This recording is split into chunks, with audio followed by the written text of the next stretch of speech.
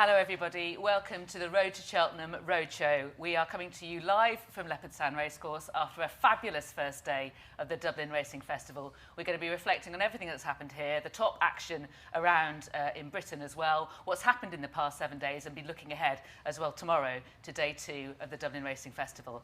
I'm delighted to say that as usual I have Ruby Walsh alongside, but with us this evening we're delighted to have Jane Mangan as a guest, and she'll be providing her opinions as well.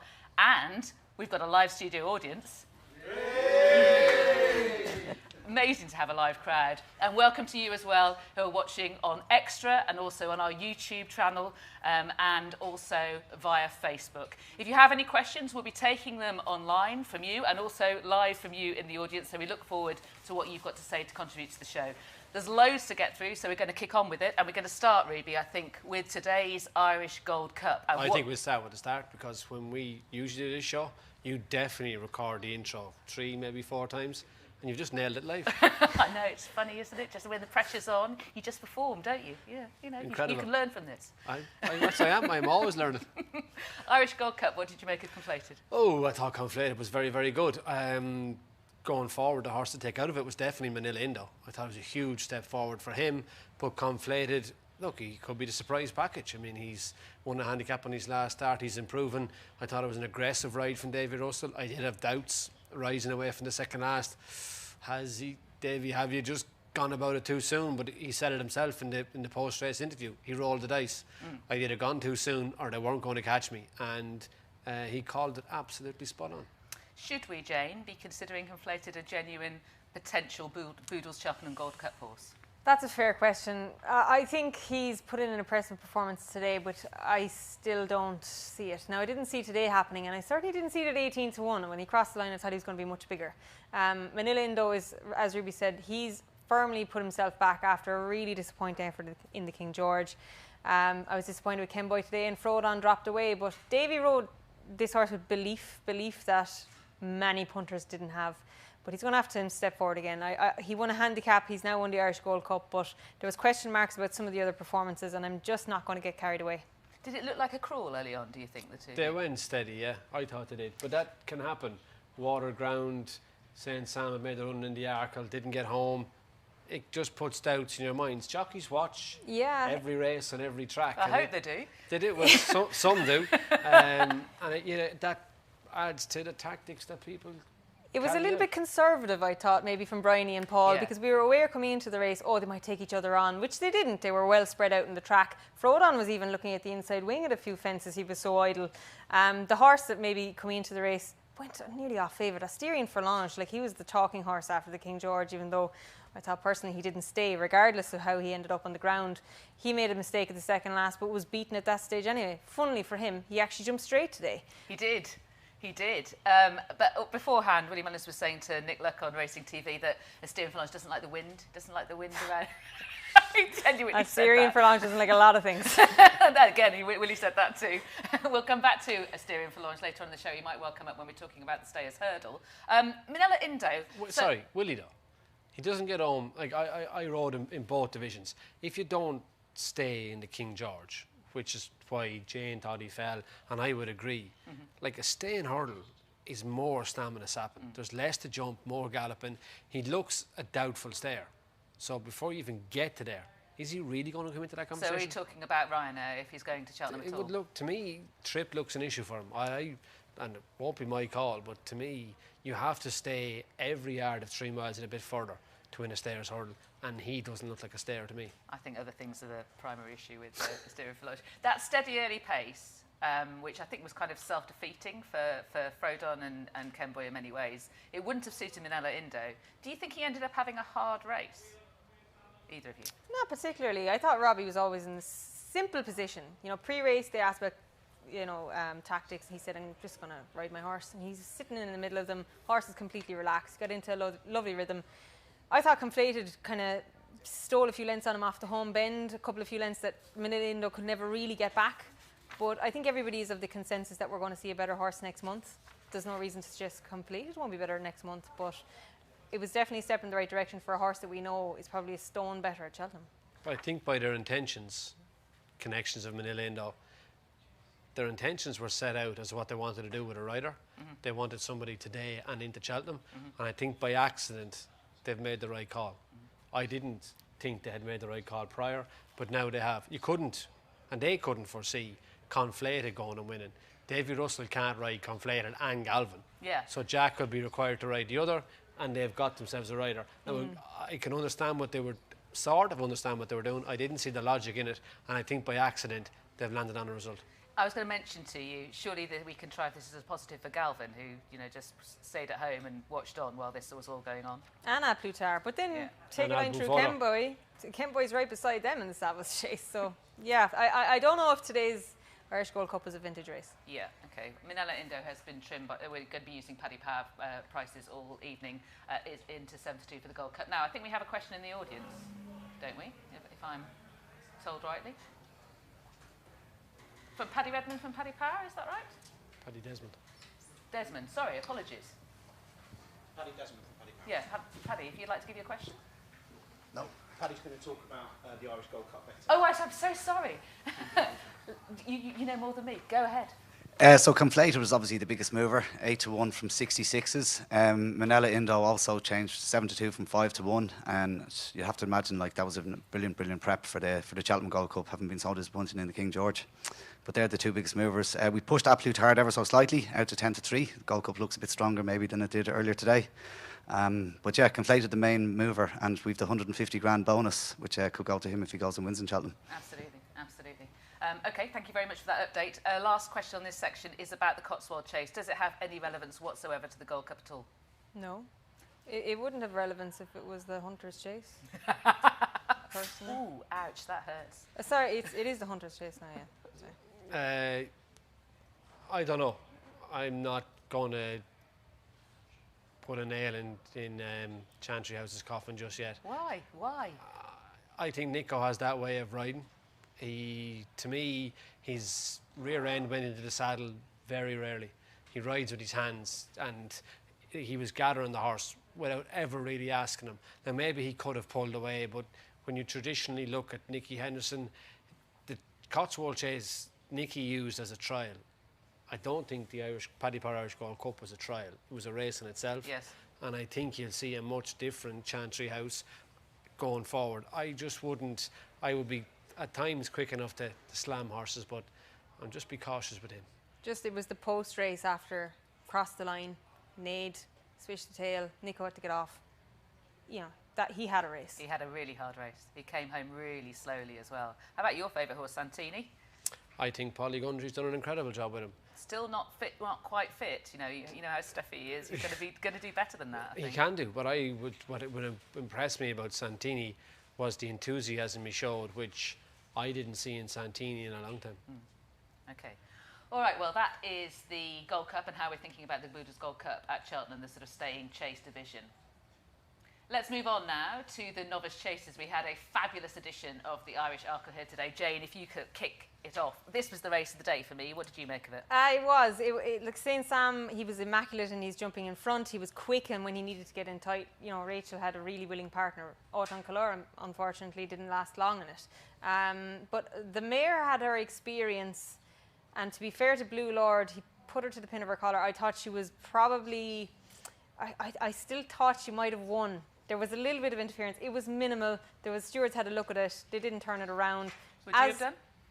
I knew in Ireland it wouldn't be turned around. If, in a different jurisdiction, it would. That wasn't the question. She asked you, Well, I would would I have I'm turned it glad you around? pointed I that. think Paul Townend was being very clever, and You still haven't answered the question. Yeah. I really like the mare, and I don't want to leave my heart get in the way. Probably not. But anyway, Blue Lord for me was a weak finisher over hurdles, and he. Again, there's still a question mark. I think she'd have got him. Today. I think she would have done too. How about you? I think so too. I think Blue Lord was lucky to hold it. I can see what Paul Townend did even. I would probably, no, not probably, I would have done the same thing myself. But I think he was lucky to hang on to it. I think there was considerable interference. You stall a horse who's lost momentum. I thought it's the dark arts. That's what the dark arts are. And I thought Paul was brilliant. He held it because that's the way the rules are written.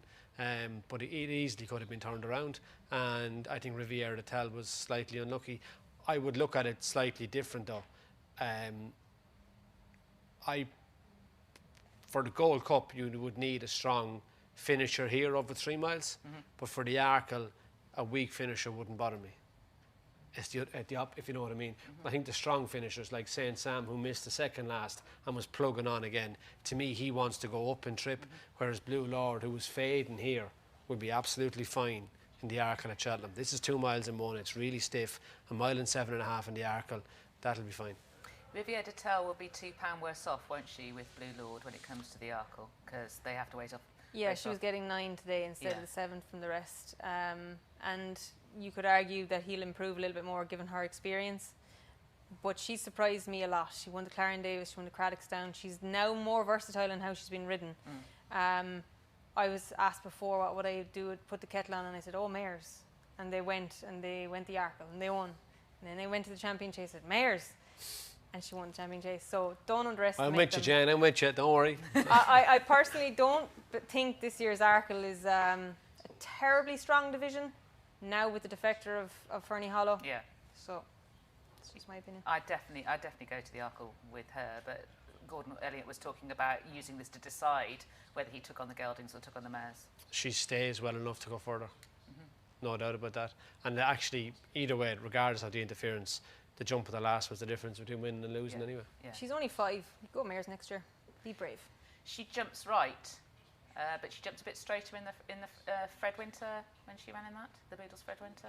I didn't notice. Worries about that? I didn't notice, and we have no footage to play back. I'll take your word for it. Well, it's past, I mean, when she reached for the last, she went to her right, didn't she? I think it was a do or die kind of lunge at the fence. Yeah, she's typically a very good jumper, and she's won around Navan. She's won around Punchestown. I think she's learning all the time. She's getting more professional. Let's talk about some of the English horses, shall we? Third Time Lucky came back against Full Pleasure in the Lightning Chase at Doncaster. What did you make of that? Look, I was a fan of For Pleasure after his win in Plumpton. I thought he was very good, very professional, and I thought Third Time Lucky had him beaten up a stick when he fell at the last. Change of tactics. I was pro Harry Skelton doing what he did in the Henry VIII, but definitely the change of tactics suited Third Time Lucky. You assume he'd ride him the same way in the Arkle, and he's a runner. Doncaster, Cheltenham, very different tracks. He's a player in an open race. I think he could, now that he shows that he can do that, that means that he might be able to distribute his energy a little bit better at Cheltenham than he has done before. What do you think? He's bags of speed. There's no need to land there as he did over Hurdles, was in the county, top of the hill. No need to be in front there. He travels really quick, and I'd say they're just learning about him all the time. But that brings us back to Edwardstown. Yes. To Henry VIII. Obviously, Third Time Lucky didn't run his race for whatever reason, but Edwardstown, I think, is the key horse in the UK. He absolutely thumped him on that occasion, didn't he? And backed it up in the Wayward Lad. Yeah, and it's not a fluke. You know, this horse has been good for a long time. I think we're only just catching on to him now. He's, I think, the best horse in this division in the UK. He's got the Cheltenham question to answer. He has run there, not particularly well, but he looks like a chaser more than a hurdler anyway. Yeah, possibly. I think we can often read too much into tracks. I mean, can you really judge a horse off one run at any course? Probably not. No. Okay, so in terms of the betting, Blue Lord is 11-4 unchanged, and Edwardstown is around 3-1. Who's got the best form in the race now coming into today? I'd have said it was Edwardstown. Is it now? Has the Irish Arkle eclipsed what Edwardstown has done? Do you think, the two of you? Coming into the race, I would have probably thought the mare because of her, you know, proximity to Fernie Hollow. But then she was getting £13. We mustn't forget that. So I'm not a big fan of Blue Lord, but I can't knock what he's done. Okay. Let's move on to the Turners, shall we, and talk about the horses that we might be going over 2.5 miles. Of the ones that ran in the Irish Arkle today, are you suggesting that Saint-Sam might go up? Yeah, look, even though he's forward going and he's free, he missed the second last, and he's a good bit closer at the line than he looks like he's going to be turning in.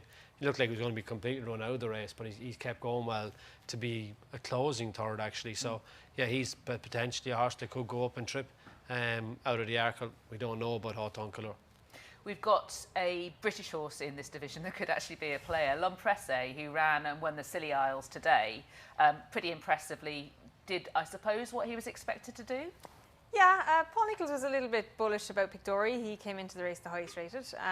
L'Empresse was a little bit harassed by the loose horse, Gladiator Allen, lit him up a little bit down the back. I thought that will already give him an excuse to finish a little bit weakly, but he didn't. Marginally to his left. Typical. Yeah, but I'm a big admirer of this horse. I was when he won the Dipper, because I like the mare that he beat. So I think he's very talented.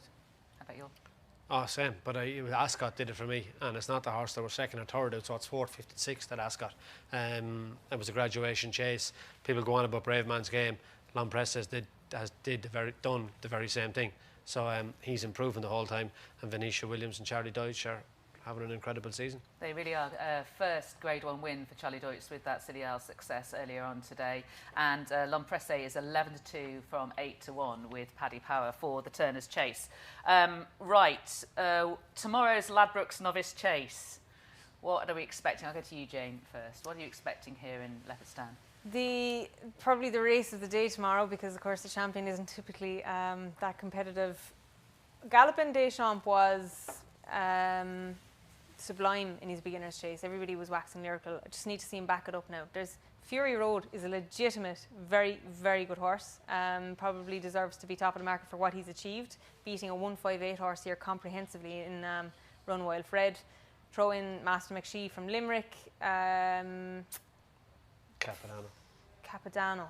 Beacon Edge. See, I think I'm a big fan of Capodanno, but if he wins tomorrow, sure, we're all over Bob Ollinger, because he looked like he was going to give him a race, and then he got left for dead at Punchestown. So it all just points back to Galopin Deschamps. If he can repeat what he did in the beginner's chase, I think that might even be good enough. Now, Ruby, Liam A has got a question for you. He said, wonder if you ask Ruby why the Mullins camp so happy to let it be known Galopin Deschamps will probably change trip at odds to how they normally keep their cards firmly to their chest, trying to scare off Bob Ollinger to go to the RSA and scare off potential opponents. Hashtag Ruby free pass. What's free pass mean? You're trying to get Galopin Deschamps a free pass straight into the Turners with Bob Oh, Ollinger right, somewhere yeah. else. Yeah, I'd say if that worked, we probably would have done it years ago. We wouldn't have just cottoned on to that at this late stage. Alan A? Liam A? What was his name? Liam A. Liam A. You tell him, you look straight down the Sorry, camera and tell him. Liam Look into A, his yeah, eyes. no, if that tactic... Not around the eyes, in the eyes. If that tactic worked, Liam, we would have been doing it years ago, trust me. No, Willie Mullins didn't commit Galopin Deschamps left or right when he won here, and everyone jumped on to him being favoured for the Brown Advisory because he'd won the Daily Mirror at Punchestown. But he also won the Martin Pipe. His first run for Willie was over 2 miles, and he jumps like a horse that can jump at speed. I'm sounding the code. I'm sounding the warning for everybody that don't be surprised if he does. I'm not telling you he is, but it won't surprise me. And then some people will be shouting, "No, Willie Mullins has done it again." Willie Mullins hasn't committed left or right. Everyone seems to think he's going to the 3 miles, but I wait till you see what happens tomorrow. No, I know that's the risk or the chance you take with anti-post betting, but don't whinge if he ends up in the Turners. Well, equally, you've got to form your opinion about the horse and what the suitability of the task for the horse is. That's always strikes me about anti-post betting. Yeah, and to me, he strikes me as a 2.5 miler. And especially if you look at him, he's a 6-year-old, and look at the record of 6-year-olds in one races versus the other. And you look at the speed at which he jumps, to me, a lot more points to the Turners than does the Brown Advisory, but I seem to be in the minority. What would you do? I admire Willie Mullins for never pigeonholing his horses for particular distances, and he trains them as horses, not as, for particular races. So I am not getting involved in this debate, but I think the pace at which he jumps leans to the shorter distance, but we'll find out tomorrow. We certainly will. Betting from Paddy Power in this area. Galopin Deschamps 2-1 for the Brown Advisory. Brave Man's Game 100-30. Ahoy Senior 9-2. Ahoy Senior ran in the Towton at Wetherby today. Ruby, what did you make of it? He's in the Turners at 9-2. No, Brown I Advisory. said Brown Advisory. Advisory. Yeah. I think Ahoy Senior is a very, very good racehorse. His tendency to jump right will have to be a concern. He did it in Newbury, he did it again today at Wetherby. I thought he jumped better today than he has done at either Newbury or Kempton, but it's still a work in progress. You've changed your mind on that, haven't you? Because you felt after Newbury that although he adjusted right, he didn't go so far right that you would need to correct him. Is that something that you've evolved on? The quicker he went to Wetherby this afternoon, he was quite right early, but down the home straight, he got a lot straighter. Yeah, that's true. He did get straighter going faster, and maybe in a competitive contest, it'll make him concentrate and actually go about his job. I think he's a horse with a huge engine. but he still looks raw, doesn't he? Yeah, and just the way he gallops, I'm like, does he need heavy ground? I'm trying to think the way he carries himself and the way he hits the ground. Maybe that's just me being speculative. Today he beat a horse called Noble Yates. Yeah, he did it really well. Noble Yates was lapped by Statler, and that's a nice segue for you into the favourite. Funny how Noble Yates today, after wearing a hood in his last 2 starts in the Paddy Power and at Naas last week, had the hood removed today and he ran much better. Yeah, he's a head scratcher. Thought he ran well in the Paddy Power here, to be honest, under Derek O'Connor, but we'll see. Yeah. Okay, you mentioned Statler. Let's go back to that Naas Grade 3. What did you make of it? Impressive. Some people were saying before that, oh, he's not just a stamina horse. He ran well in the Albert Bartlett, but I think he is. I think he's just stay. Beat Farouk Delaine, of course. That's a line through Master McShee's form because he's the horse that got nabbed on the line down there. Does he lack a bit of class? I think so. But it's a 3 mile 6 national hunt chase. Could be good enough to win. What did you make of that? Thought his jumping would want to have been as good as it was, and I don't know why, but the national hunt chase seems to suit really hardened, battled campaigners. Definitely. And I thought Statler was very good at Fairyhouse. I thought he made 1 or 2. Lands very steep. Yeah, just wasn't as convinced by his jumping in this. Missed away from the stands, third last, second last. No problem with him staying, but he just doesn't have the profile. I think he has the quality, but so many quality horses get beaten in that race and by horses that are lesser than them. How did En Beton come back? Was he okay? He was fine. He looks like he wants to go back in trip. Yeah, jumping was spectacular until he made one mistake and it was just lights out. Yeah. Stopped forever too quickly for it to be natural. That's why I wondered whether there was an issue. No, he was fine. Right, okay, which is good news. Okay, so the National Hunt Chase prices is Statler 3 to 1, Run Wild Fred 100 to 30. He was withdrawn from that race with the temperature. He goes straight to Cheltenham. He does have the profile for that. Yeah, he's got he's a the sort of horse. hardened. He does, doesn't he? He's profile. the horse. Now we'll see Fury Road tomorrow. That'll give us a line through that form. But when he won in Navan, he won a Tri-Town Chase. Talk about battle hardened. That handicap, that's how he broke his maiden. That's a good horse. I'm sure Jamie Codd will be hoping. Second in last year's Tayestes to Cocoa Beach. He's a lot of runs, a lot of experience, and you know when it gets down and dirty over 3 miles and 6, he just has that miles in the tank.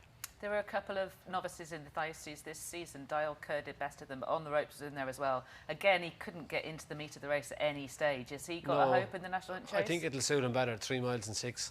Bit better ground. He's representing On the Ropes.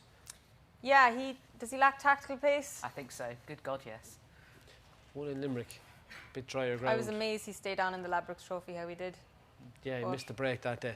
I wouldn't just write him off. I think he has the profile of the price. The All Care surprised me in the Thyestes. I thought he was going to detach himself. He's often been a really bad jumper. For a horse that was like grade 2 class maybe over hurdles, second in the Galmoy last year, he hasn't taken to chasing that well, but Sam Ewing got him around, got him into a rhythm, and I think he finished third.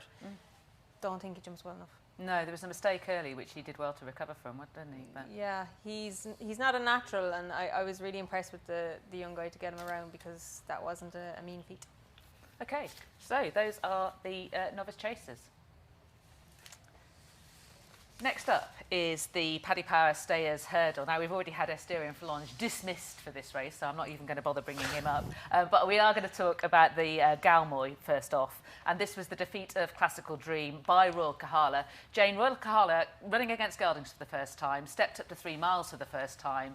Always been a really decent mare. Peter Fahey's said how good she is, and she's starting to prove it at that level. Yeah, she just seems to have this. You need to have soft ground. There's a little bit of a contingency with Royal Kahala. A lot of Irish punters went into Cheltenham last year. She was in accumulators backing up her Fairyhouse form, and she completely disappointed. Now, she returned lame. She had her excuse. She came back here. She nabbed Heaven Help Us, the Coral Cup winner. She did well. Tell me something, girl was behind her. Now, she was conceding weight to both of them, but stepping up in trip. She was ridden with great confidence in Gorn. Obviously, Classical Dream for whatever reason. We'll get to him. But she could only do what she did. And I think if the ground is soft on the first day, they'll go for the mares. That's what it seems to be. depending on the weather forecast. I'd love to see her in the stairs because I don't think, aside from Florian Porter, I don't think it's a terribly strong race. I'd love to see her in the stairs. I think she's starting to look like a 3-miler. I thought she did really well to get up here and beat Heaven Help Us previously, but I think this is a new horizon that's opened up to her. But he really hasn't committed himself, has he? He's talked about that he does need cutting the ground. He's being smart. That's a smart thing to do. Why would he commit himself, especially when he's kind of at the mercy of the skies? But yeah, she stays very well. She's wife Lemonsford. She's the Lady Rebecca family. There's a little bit of a Cheltenham connection. So yeah, I'd like to see her go that way. Classical Dream, what went wrong? I don't know. Just blew out. I mean, you can't say he ran too keen because he ran pretty much the same way as he ran here at Leopardstown at Christmas. You can't say he jumped poorly because he jumped brilliantly, but it's like he switched him off turning in and he just cut out and faded badly down the straight. Look, Home by the Lee and Ashdale Bob are decent horses. Ashdale Bob was coming back after some poor runs over fences. Home by the Lee didn't even have a mark over hurdles.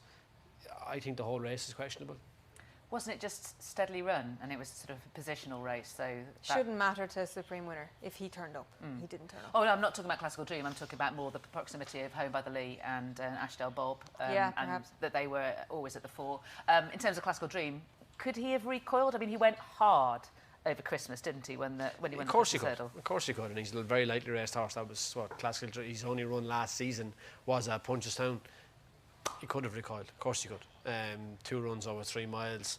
But it was a big disappointment, and it's back to not back to the drawing board, but it's definitely a work in progress to get him back to the Cheltenham Festival and get him back there in good condition.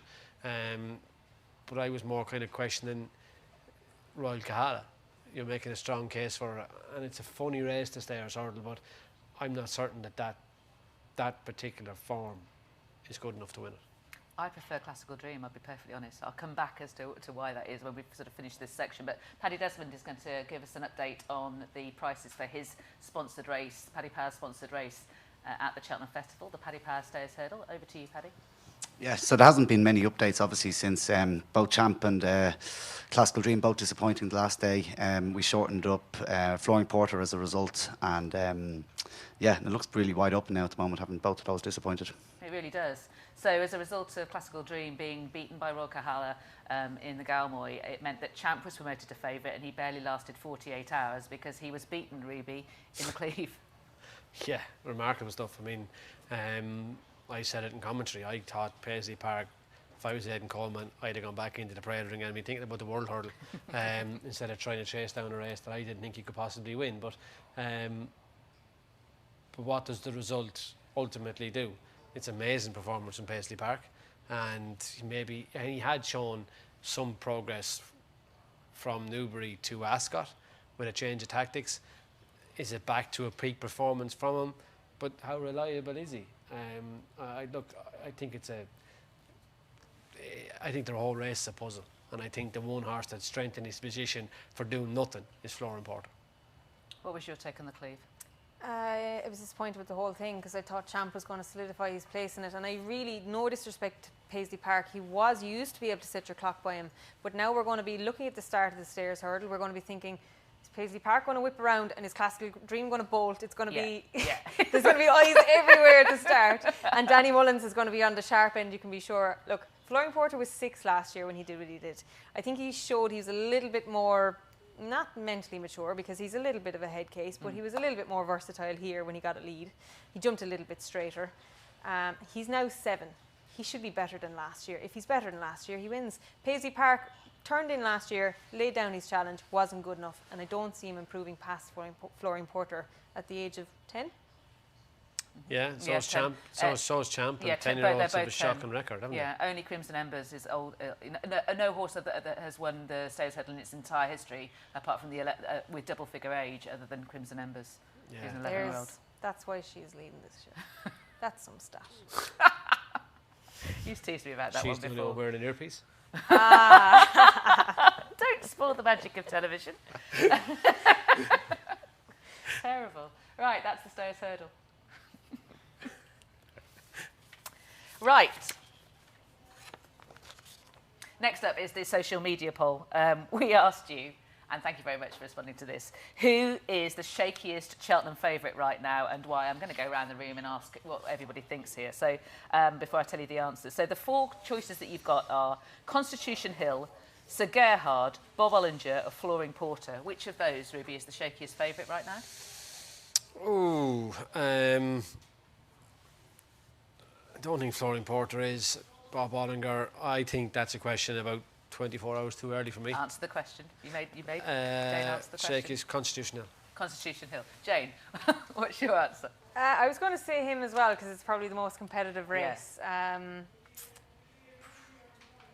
Yeah, if I'm going to go against Ruby and just be maybe Bob Ollinger, just so he's jumping. Okay, so Constitution Hill, Bob Ollinger. Let's go around. Will, can you pass the microphone round? So I'll just remind you all what the choices are. Constitution Hill, Sir Gerhard, Bob Ollinger, Florian Porter. Which is the worst favourite right now? Ooh, deafening silence. I think Bob Ollinger. Why is that? I don't know. I've just got a gut feeling. I like a gut feeling. Yeah. That's my gut feeling on that. Anyone else? Enough of you? Yeah, excellent. Constitution Hill, simply because the opposition is so strong. It's got to be one of the best Supremes we've seen ever. Yeah, I think that's a fair point. Anyone else with a view? No? Okay, right. Well, I'll tell you what the audience made online of it. So, the least popular for this answer, so they think the strongest favourite, is Sir Gerhard. Who's favourite for the Ballymore and not definite to go for the race. I mean, you know, there's question marks about... There's a reason why we put these 4 horses in. There's question marks about all of them. Anyway, only 17% think he's the shakiest favourite. 19.9% think that Bob Ollinger is the shakiest favourite. So that's with you, and also your views about his jumping for the turners. 21.3% with Constitution Hill, for which the argument is exactly that it's a really deep race. 41.7% thinks that Florian Porter is the shakiest of those 4. I just can't have that. Neither can I. I'd love to know the explanation for everybody that voted for Florian Porter. Well, it's funny you should say that. I can offer you an explanation because Ryan Watmore says, has to be Florian Porter. That whole stayers division is very unpredictable, and there's also the chance he could lose his head at the start. Think Classical Dream has been written off too quickly, personally. I tend to agree with that. I think he has been written off a bit too quickly. His form, if he's at his best, he's either, you know, the girl with the curl, isn't he? He's either brilliant or awful. And when he's at his very, very best... Explain that one to us, the girl with the curl.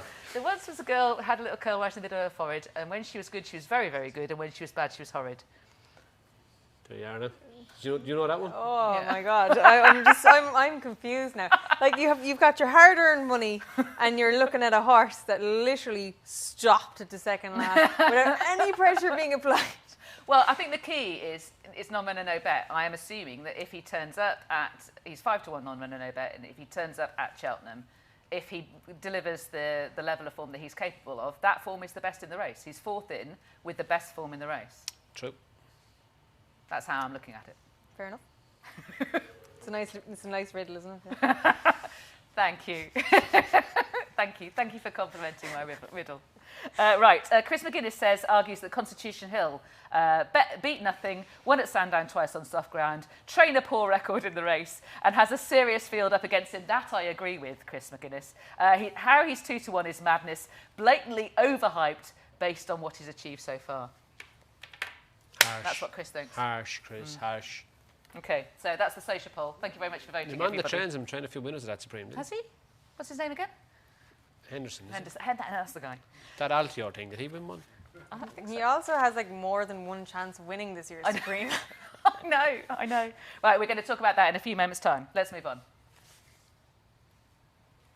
Okay, to the Novice Hurdlers, which is going to be quite a meaty subject. In our opening race today at the Dublin Racing Festival, we saw the Nathaniel Lacey Solicitors Novice Hurdle, and we saw, now let me make sure that I get this wrong, right, Manila Kakuna beat Manila Crooner. That is right, isn't it? Yeah, we did. We did shout out to John Allen today, live on telly, for the same year. These horses named that. Punters around the country accidentally backing the wrong horse. Well, I hope you're on Kakuna. Can you imagine filling in the docket now? Manila Manila sort of just chucking it back in. I'd say there was no mistake there, Jen. What did you make of that race? It didn't inspire me too much, but this division probably doesn't. They looked. I thought Hollow Games disappointed. He looked slow. Yes, there was an excuse for Manila Crooner with his mistake at the second last. I don't think he'd have changed the result anyway. Danny was very good on the front horse. Slick jumping, quick, filled him up, stacked him up at the second last. It was just a very good ride. I think that's what won the day. Okay.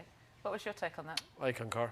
Right. I was a little disappointed with Hollow Games. Grand Jury didn't fire, but does it put a question mark over the Nace race?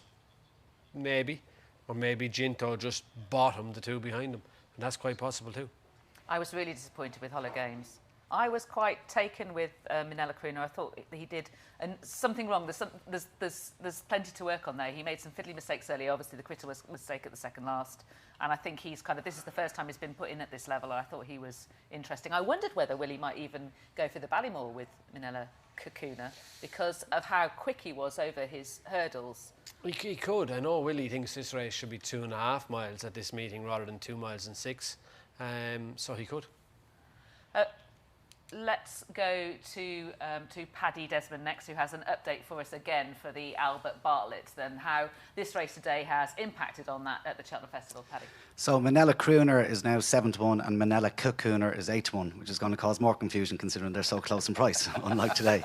But we still have Ginto as favourite, despite the fact that you could argue maybe his form wasn't franked with Hollow Games being third and Henry's horse not running so well. But I think when you look at the new track in Cheltenham, Manila Crooner did make that mistake at the second last. He was coming back at Manila Cooner close to the line, and the Albert Bartlett should suit, and it makes sense therefore that he's ahead of Manila Cooner.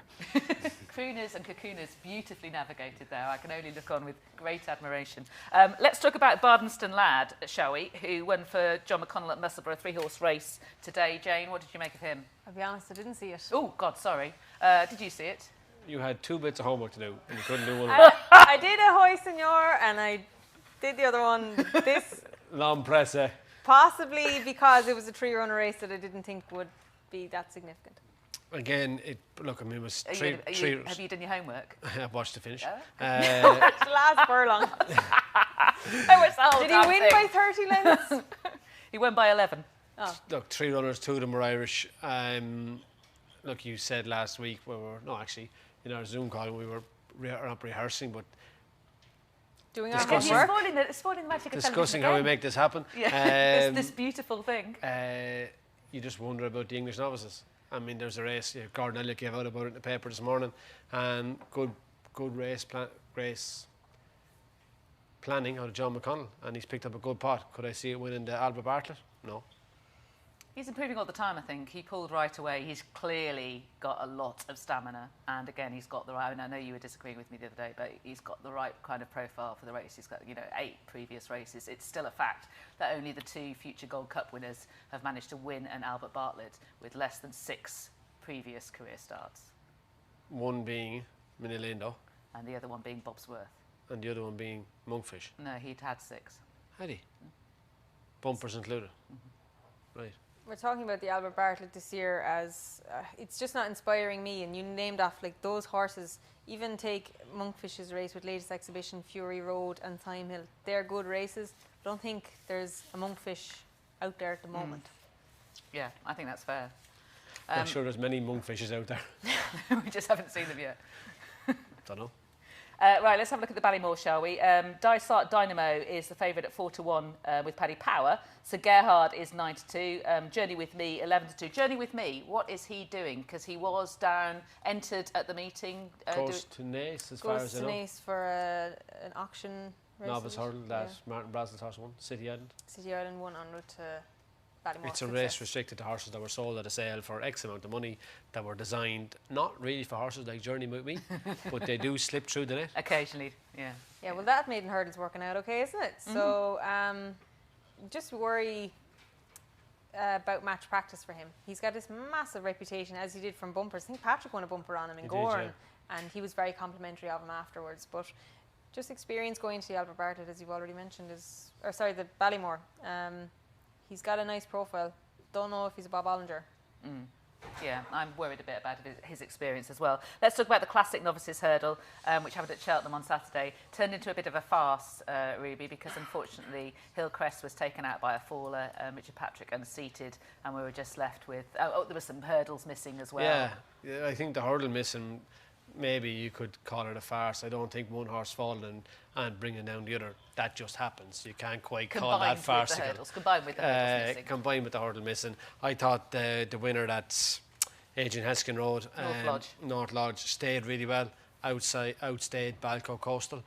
Stamina won it for him. I thought he was professional in his jumping. And I think Alan King has a decent horse there. Just his second start. He's improving in a very fast trajectory. Big time. I thought Balco Coastal was better, if I'm honest. I thought the race was going to be handed to him on a plate, so North Lodge surprised me. It was unfortunate that Hillcrest came down because he was the horse that I was most looking forward to seeing what he had under the bonnet, but there'll be another day. Would you go to Cheltenham now with Hillcrest, having had that experience? Yes. You always going to say yes. You'll notice I was looking at Jane. What did he do? He sidestepped the horse on the ground, and Richard Patrick unfortunately came off him. It's hardly a bad experience. No, I just think he's the type for the Sefton. I'd just rather they end him at the Sefton. I think he'd like that. Yeah, sure. Look, he's a horse for the next Many Clouds, isn't he? Yeah. Hopefully. Yeah, he's a really huge horse. 18 hands, although Jonathan Neeson with Racing TV disputes that. But he's just cast his eye over it. Henry Daly's actually measured it. He's big. Yeah, he's yeah. big. Whereas that's all that Jonathan is prepared to concede. Right. There's a whole string of Willie Mullins trained horses that we need to talk about in this division. Classic Getaway, first of all. Look, if he hadn't cost 590,000, would you be even talking about him? 570. Same. Would you be talking about him if you hadn't? Why was he in the race in Clonmel against Cashback? Ooh, good question. Ask Casey. Yeah, no, it was like he obviously went from a 2.5 bumper into this conditions race against a horse rated 141. He was to run here in the 2.5 mile maiden and missed it, and Willie was keen to get 2 runs into him if he was to be the horse he's supposed to be, but it was just interesting. I'm not so sure he looks like it. Because Utrecht was like obviously way out the back, so if you're taking the form literally, you're thinking, oh God, it's an automatic mark of 140, but then you can't take it literally because that's just ridiculous. I was in Punchestown. I thought Paul Townend went for his stick. That was a telling sign that there wasn't as much under the bonnet as he was body languages was trying to portray. Yeah, I'm not convinced at all. Okay. We've got a question from the audience, haven't we? Howard, you've got a question? Yeah. At this meeting last year, there were 6 horses who were beaten who went on to win at the festival. Have we seen any today, perhaps? Good question. Manila. What about Il Ete Tomp for Yes. the Boodles, perhaps? Yeah. Maybe like you like him. Yeah, I clocked it as an eye catcher. We said it on television earlier. Il Ete Tomp, and I should know, but was that Il Ete Tomp's second or third run? Third. Debut, wasn't it? Debut 2 for runs Willie, in France. but it'll need 2 more to qualify for the Boodles. Right, okay. I thought he only went on the flat in France. I got that wrong? Right, okay. Twice in France, so that's his 3rd run. Possibly, but if you factor in that the Irish handicapper is going to put her even 7 or 8 behind the winner, and then add on what the English handicapper will do, she'll have too much weight in the Boodles for Willie to run her. Won't they campaign as the horse as a Grade 1 They horse will, exactly. Potentially Be a novice again next year. Yeah. Yeah. That's what I would say. Triumph, Punchestown happens to win a Grade 1, happy days. If it doesn't, Supreme next year. Finished really strongly, didn't he? Like the head carriage as well in the closing stages. He was clearly trying hard. We'll come to the juveniles and discuss them in more detail in a few moments' time. The nice guy at Nace. Jane, what did you make of that? I actually have a little link in with the nice guy because my dad had him as a 3-year-old and he was always very straightforward. I don't know what Willie's been doing with him. He's now a 6-year-old. But that seems to be the thing with him. He's very well named. He's extremely straightforward and you can see why they went straight over hurdles with him because of his age. And he's, I think, deceivingly good. We were feeding him up so he could take the training. You know, get it in there since he didn't get it as a younger horse. And Jimmy's at home throwing stuff at the telly. I'm glad you're socially distanced. Mary's going to kill me. But look, yeah, he was good. He's a horse that keeps surprising us on the track. doesn't show a whole pile at home, but keeps winning, and they're horses you have to like. And is he an Albert Bartlett project? I would have thought so, yeah. But again, doesn't have the profile. Very much not. Unless he's going to win a he's Gold Cup. Bobsworth, yeah. In which case he has. Or Millilindo, yeah. Kilcrut's managed to win. What did you make of that? Out now 2-miler, ran him in the wrong race at Christmas by stowaway of a broken-hearted mare. I don't know what we were doing. Were you impressed with it? No. Weren't you? It was a no race, wasn't it? It was a no race, but I thought the way he did it was impressive. If he hadn't run twice and got beaten twice, we'd all be talking about him at the top of the market. But he has. Yeah, but I think he has his excuses for his weak finish here behind Journey with Me. And the first day, any horse can get beaten the first day, and he got beaten by a horse, Larry DeBee, who might be okay. So It was 2.5 as well here at Christmas, so made 2 miles obviously does suit him, and he is stowaway. Champagne Fever went to win a Supreme with not exactly an unblemished CV, so look, yeah. He stranger cut out things have really happened. good fractions there when he won last time. I mean, I know that there was nothing that wanted to live with him, and only one even tried to live with him, but they couldn't because of the way he was going. I was pleasantly surprised going back over it. There was one what he horse did. tried to stay with him, and he was burnt. Yeah. And when he came back into the ring, which in Punchtown, our Racing TV prize position is right beside the winner's enclosure, and he wasn't not a bother. So it was a good gallop. Whereas Classic Getaway, apparently, wasn't he? He was Panting? tired, Yeah. getting a good blow, but yeah, Kilcrut had the benefit of 2 runs, I suppose. But And the first time tongue-tied, do you think that made a difference? Because he sort of wobbled Massive, under according to the pressure trainer. previously. Massive according to the trainer. Really? Yeah, something helped, I think. That's what he said. Massive difference. He could be seriously overpriced because the other horses, his stable companions and Nicky Henderson's pair have been doing all the winning, and he's just come back with what looks to the naked eye a sort of meh win, but actually it's quite good. yeah, physically, if you look at him, he's tall and he's big, but his barrel is quite narrow. So I think he's got more than we've seen. And if you take a line that he's quite tightly rated with Sir Gerhard in bumpers, and Sir Gerhard's top of the market or near top of the market, he might be value, yeah. The last one to talk about is State Man. State Man at Limerick. Ruby. Yeah, I thought he was impressive. He couldn't do any more than he did. Richie Deegan rode him. He was fancied here in the opening maiden hurdle on St. Stephen's Day, 26th of December. Fell at the second last. Horse we always liked, and he won well. What do you see him as at the festival? Either or, I would say, depending on what happens tomorrow and the build up to Cheltenham. But he settled fine for Richie. He looked like a horse that could go further races behind the bridle, but I don't think he's slow either. I think he's pretty adaptable. You mentioned tomorrow in the Tattersall's Ireland Hurdle. Jane, what do you think of that? Tell me what's in it. You've caught me on that. Sir Gerhard's in it. Oh, minor detail, Three-stripe yeah. life. 3-Stripe Life, I'm a big fan of. I was a big fan of him going into the bumper last year, and he's no value, 9-2. Sure, the last time I checked anyway for tomorrow, he's no value. Statuaire, the handicapper obviously doesn't rate the Royal Bond at all. She's rated 135. My mate Mozzie, who I thought was the best horse on the day in Fairy House, rated 141. This is going to be informative. Sir Gerhard leaned a little bit left here. A little bit. Yeah. I know Cheltenham's left and take it all in his stride, but is there a reason for that? I think he could lie both ways. Okay. I think even in Cheltenham off the bend, he was lying left with Rachel and ends up going very right. I think he can go both directions. And what would that be? Why does he do that? I have no idea. I'd love to know. If you could talk, we'd ask him. But I love him. I think he'll win tomorrow. Do you? Yeah. Okay. Confidence. Right, okay. So let's have a look at the betting. The Sky Bet Supreme betting is Constitution Hill at 2-1, Dysart Dynamo at 4-1, John Bond 9-2, Sir Gerhard at 5-1, Kilcrut at 14-1. Get on. With Paddy Power. I mean, Two that of is you. a big prize. Invest your money, buddy.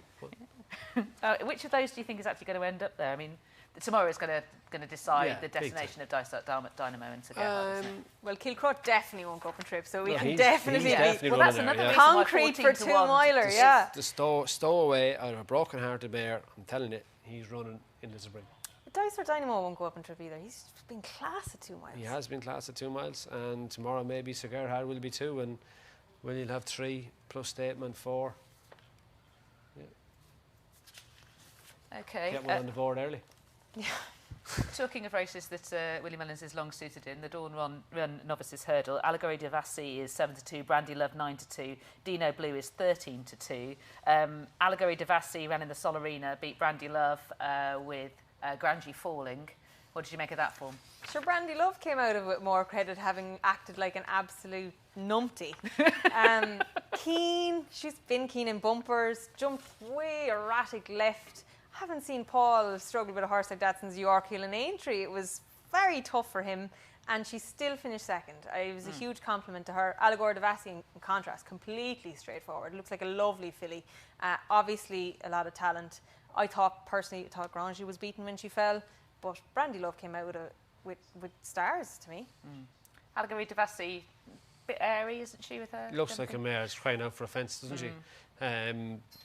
But she's very professional. She was did it well. I don't think Sean O'Keefe, to his body language, always seemed to suggest that he was just waiting for Brandy Love to go left again and go by.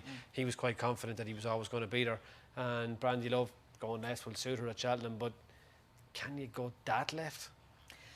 Well, he was also talking about putting headgear on, wasn't he? Because there isn't a continuous inside running rail. And no. So she lands in and jumps the water jump and comes back out. But is that new for her? She, like, I knew she had been keen in her bumpers. She did it in the bumpers. She did it here at Leopardstown, didn't she? Hung to her left. In Naas, she was a little bit, but it was never that bad. No. She's definitely got worse. Yeah. Who do you like? She's in her teenage years. Who do I like? I'd say Dino Blue's form got a boost. Is the right answer. Got a boost the other day. Lydia's on. The Prima Donna and My Lighthouse were going to be first and second in Limerick last week. La Prima Donna slipped on landing at the second last. Which would have won I couldn't tell you. But Dino Blue kicked the two of them out of the way at Clonmel. And that was her first start, wasn't it? First ever start, yeah. So half sister Blue Sari, is she? Correct. Yeah. So that's me on pedigree, yeah. She's that good, isn't it? I'm teaching him. Well done. It's a slow learner. Slow learner.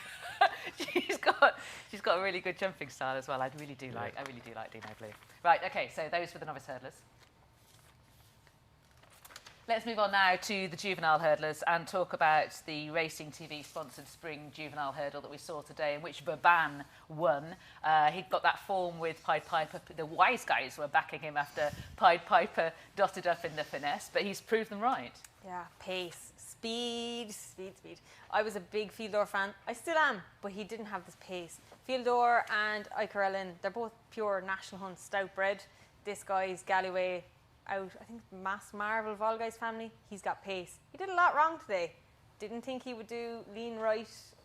Paul was obviously tracking Davy and there was no horse on his outside. Maybe that kind of accentuated what he was doing, but he did a lot of things wrong and he still showed pace. I was impressed. Gordon Elliott didn't seem that disheartened about Fieldor. He felt that this speedy horse would be against Fieldor, whereas Fieldor going to 2 mile 1, look at your grin, 2 mile 1 for the triumph, he seemed to be fairly unbothered. I've heard lots of people call lots of tracks different things, but that's the first time I've ever heard anyone call the middle track in Leopardstown a speed track. Maybe I could be misquoting. Gordon, if I'm misquoting you, I apologise, but that's what was passed on to me. Yeah, no, that's not a speed track. You're in the middle of the race course here in Leopardstown, which is watered all summer for the flat racing, and it is definitely always holds more moisture. And it's why the likes of, say, Sharjah, horses like that don't perform at Christmas and have never performed at this time of the year. They're two different race courses, the inside track and that middle track. So, no, they weren't on a speed track today. And I thought that would actually suit Fieldor before the race. Right, okay. And so you don't see that form being turned around at I was a massive Fieldor fan too. I didn't think he found as much as maybe he did here at Christmas. And I thought his form was quite strong. He made a mistake at the last, which is uncharacteristic for him. But Vauban was very, very good. Eichler Allen didn't keep going. Made loads of mistakes. His jumping was bad. After being brilliant at Christmas, so I thought Vauban was very, very good. But Fieldor, I was slightly disappointed with him. Yeah.